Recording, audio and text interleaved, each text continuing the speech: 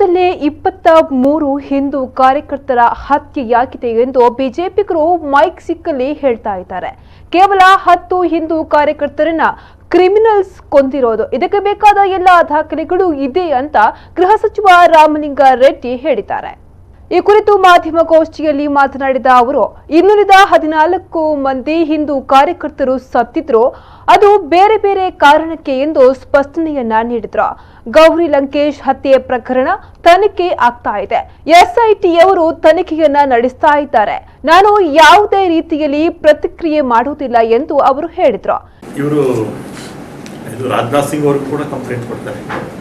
ಶೋಭಾ ಕರಂದ್ಲಾಜೆ 23 ಜನ ಹಿಂದೂ ಕಾರ್ಯಕರ್ತರ ಹತ್ಯೆ ಆಗಿದೆ ಅಂತ. ಇದನ್ನ ನಾನು ವಿಧಾನಸಭೆಯಲ್ಲೇ ಹೇಳಿದ್ದೀನಿ ಮತ್ತು ಇವತ್ತು ಹೇಳ್ತೀನಿ, ಮುಂದಕ್ಕೂ ಹೇಳ್ತೀನಿ.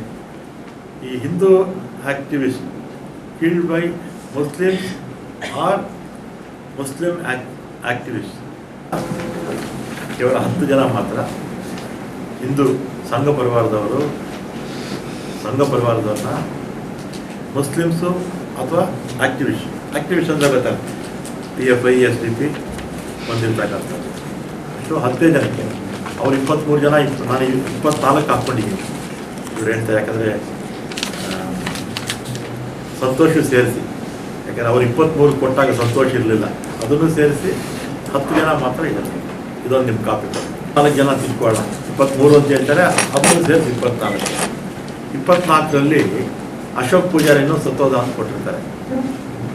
ಅದೇ ಅಶೋಕ್ ಪೂಜಾರಿ ಈಗಲೂ ಬರ್ತಿದ್ದಾರೆ. ಆಮೇಲೆ ವಾಮನ್ ಪೂಜಾರಿ, ಇವರೆಲ್ಲ ಕೂಡ ನಾನು ಹೇಳ್ತಿರ್ತಕ್ಕಂಥ ಎಲ್ಲ ಹೆಸರುಗಳು ಕೂಡ ಇವರೆಲ್ಲ ಕೂಡ ಕಾರ್ಯಕರ್ತರೆ, BJP ಕಾರ್ಯಕರ್ತರೆ. ಇನ್ನು ಗೋಮಾಂಸ ರಫ್ತು ಮಾಡೋದನ್ನ ಮೊದಲು ಕೇಂದ್ರ ಸರ್ಕಾರ ನಿಷೇಧ ಮಾಡಲಿ. ಗೋಹತ್ಯೆ ತನ್ನಿಂತಾನೇ ನಿಲ್ಲುತ್ತದೆ.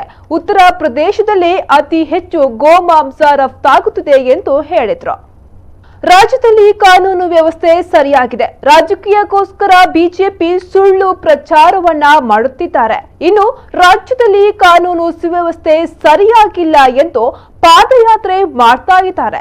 ಉತ್ತರ ಪ್ರದೇಶ ಸಿಎಂ ಯಾತ್ರೆಯಲ್ಲಿ ಪಾಲ್ಗೊಳ್ಳುತ್ತಿದ್ದಾರೆ. ಆದರೆ ಉತ್ತರ ಪ್ರದೇಶದಲ್ಲಿಯೇ ಕಾನೂನು ಸುವ್ಯವಸ್ಥೆ ಸರಿಯಾಗಿಲ್ಲ ಎಂದು ಟೀಕೆ ಮಾಡಿದ್ರು. ಒಂದು ಕೇಂದ್ರ ಸರ್ಕಾರದಲ್ಲಿ BJP ಸರ್ಕಾರ ಇದೆ. ಸಂಪೂರ್ಣವಾಗಿ ಇವತ್ತು ಏನು ನಮ್ಮ ದೇಶದಿಂದ ರಫ್ತಾಗ್ತಾ ಇದೆ ಗೋಮಾಂಸ, ಅದನ್ನು ನಿಲ್ಲಿಸೋಕೆ BJP ನಿಲ್ಲಿಸಿದ್ರೆ ಗೋಹತ್ಯೆ ಕಡಿಮೆ ಆಗುತ್ತೆ. ಉತ್ತರ ಪ್ರದೇಶದಲ್ಲೇ ದೊಡ್ಡ ದೊಡ್ಡ ಫ್ಯಾಕ್ಟ್ರಿಗಳು ಅಲ್ಲಿಂದನೇ ಆಚೆ ಹೋಗ್ತಾ ಇದೆ. ಆಮೇಲೆ ಗೋಹತ್ಯೆ ಜೊತೆಗೆ ಎಲ್ಲ ಪ್ರಾಣಿಗಳ ಹತ್ಯೆಯನ್ನು ನಿಲ್ಲಿಸಿ, ನಾನು ಅದಕ್ಕೆ ಬೆಂಬಲ ಇದೆ. ನನ್ನ ಬೆಂಬಲ ವೈಯಕ್ತಿಕವಾಗಿ ಯಾವ ಪ್ರಾಣಿ ಹತ್ಯೆನೂ ಆಗಬಾರ್ದು. ಪ್ರತಿಯೊಂದು ಪ್ರಾಣಿಗೂ ಕೂಡ ಬದುಕುವ ಹಕ್ಕು ಸೃಷ್ಟಿ ಮಾಡೋದನ್ನು ಕೊಟ್ಟಿದ್ದಾನೆ. ಹತ್ಯೆ ಮಾಡುವಂಥ ಹಕ್ಕು ಯಾರಿಗೂ ಇಲ್ಲ. ಪ್ರಾಣಿ ಹತ್ಯೆನೇ ಆಗಬಾರ್ದು ಅಂತ ಇವರೆಲ್ಲ ಹೋರಾಟ ಮಾಡಿ, ಮತ್ತು ಕೇಂದ್ರದಲ್ಲಿ ಅವ್ರದ್ದೇ ಸರ್ಕಾರ ಇದೆ. ಗೋಮಾಂಸ ರಫ್ತು ಯಾಕೆ ಅವಕಾಶ ಮಾಡಿಕೊಡ್ತಾರೆ?